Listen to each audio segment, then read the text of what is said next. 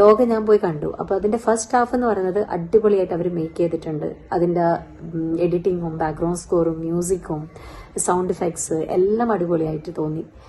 പക്ഷെ second half എന്ന് പറയുന്നത് കുറച്ചൊക്കെ വലിച്ചു നീട്ടിയതുപോലെ. ഞാനത് പറയാൻ കാരണം ഇപ്പം കാണുന്ന റിവ്യൂസിലൊക്കെ ലോക കിടിലനാണ് അങ്ങനെ ഇങ്ങനെയാന്നൊക്കെ. പക്ഷെ സെക്കൻഡ് ഹാഫിൽ എന്ന് പറയാൻ അവർക്ക് കൂടുതൽ പറയാനൊന്നുമില്ല. കഥ നമുക്ക് ഏകദേശം മനസ്സിലായി കഴിഞ്ഞു.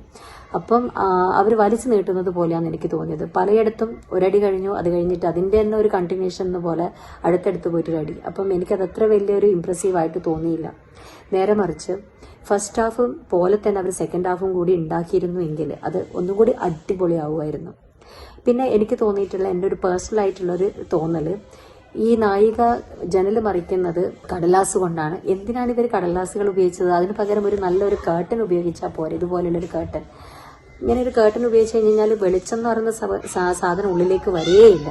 പക്ഷേ കടലാസിനെ കൊണ്ട് നമുക്കറിയുന്നില്ല, എത്രയായാലും അതിൻ്റെ ഒരു ചെറിയൊരു റിഫ്ലക്ഷൻ എന്തായാലും വന്നിരിക്കും. ഹൃദയപൂർവ്വം സത്യം പറഞ്ഞു കഴിഞ്ഞാൽ എനിക്ക് ഒട്ടും ഇഷ്ടപ്പെട്ടില്ല. സത്യൻ അന്തിക്കാടിന്റെ മൂവീസ് നമുക്ക് ഏകദേശം മനസ്സിലാവും, ഫാമിലി മൂവീസ് ആണ് എങ്കിലും.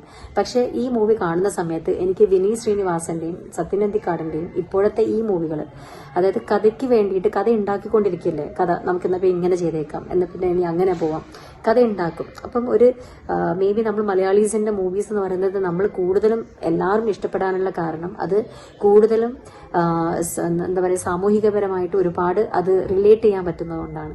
അപ്പം എനിക്ക് എന്തോ അറിയില്ല, ഈ മൂവീനെ അവർ ഉണ്ടാക്കി എടുത്തതുപോലെ തോന്നി. പിന്നെ അതിൽ മെയിൻ ആയിട്ട് തോന്നിയിട്ടുള്ള ഒരു 3 ക്യാരക്ടേഴ്സ് ഉണ്ട്. അതിൽ ഫിലിം ഉണ്ടാക്കാൻ വേണ്ടിയിട്ട് നടക്കുന്ന 3 ആൾക്കാർ, അവരും പിന്നെ ആ ഒരു ബേസിലിന്റെ ക്യാരക്ടർ, ഇവരൊക്കെ ക്യാരക്ടേഴ്സ് എന്തിനാണ് വലിച്ചു നീട്ടിയിട്ട് അതിൻ്റെ ഉള്ളിലേക്ക് കുത്തി കയറ്റിയത് എന്ന് തോന്നി.